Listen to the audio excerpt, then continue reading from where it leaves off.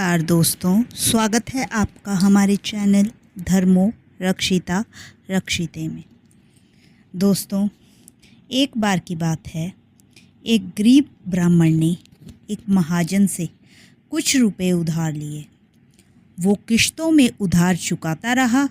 जब अंतिम किश्त रह गई तब महाजन ने ब्राह्मण को अदालती नोटिस भिजवा दिया कि अभी तक उसने उधार चुकता नहीं किया, इसलिए पूरी रकम ब्याज सहित वापस करे।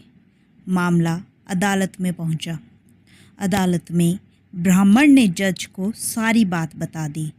जज ने पूछा, कोई गवाह है जिसके सामने तुम महाजन को पैसे देते थे?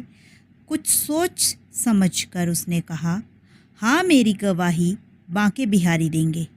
ब्राह्मण ने सम्मन को बांके बिहारी की मूर्ति के सामने रखकर कहा, भगवान, आपको गवाही देने कचहरी आना है।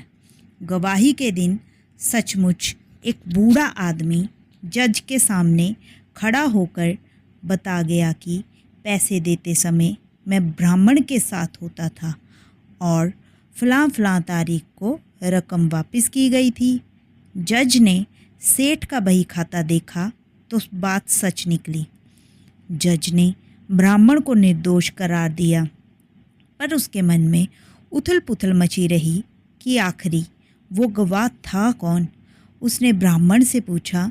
ब्राह्मण ने बताया कि वो तो सर्वत्र रहता है। इस घटना ने जज को इतना उद्वेलित किया कि वो इस्तीफा देकर घर परिवार छोड़कर फ़कीर बन गए। वर्षों बाद वो वृंदावन लौट आए, पागल बाबा के नाम से।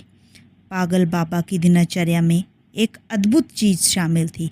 वो प्रतिदिन साधु संतों के भंडारे की जगह जाते, वहाँ जूठन बटोरते, फिर उसका आधा द्वारकाधीश को अर्पित करते और आधा स्वयं खाते। एक दिन साधुओं ने जानबूझकर बहुत देर से भोजन किया और जूठन भी नहीं छोड़ी।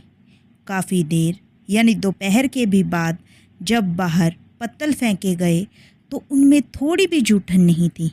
बाबा ने बड़ी मुश्किल से एक एक पत्तल पोंछकर कुछ जूठन इकट्ठी की। अब तक शाम हो चुकी थी। उन्होंने जूठन उठाई और अपने मुंह में डाल ली, पर मुंह में डालते ही उनको याद आया कि अरे, आज तो बांके बिहारी को भोजन अर्पित ही नहीं किया। अब उनके सामने बड़ी विषम स्थिति थी। सोचा कि भोजन को अगर उगल दिया तो अन्न का तिरस्कार होगा और उसे खा भी नहीं सकते क्योंकि प्रभु को अर्पित नहीं किया। इसी कशमकश में बैठे रहे और प्रभु का स्मरण करते रहे। पर श्री ठाकुर तो सबकी लाज रखते हैं। रात को बाल रूप में उनके पास आए और बोले, क्यों, रोज़ तो सबका जूठा खिलाते हो और आज अपना जूठा खिलाने में संकोच कर रहे हो। प्रभु ने उनकी गोद में बैठकर उनका मुख खोला और कुछ भाग निकालकर बड़े प्रेम से उसे खाया।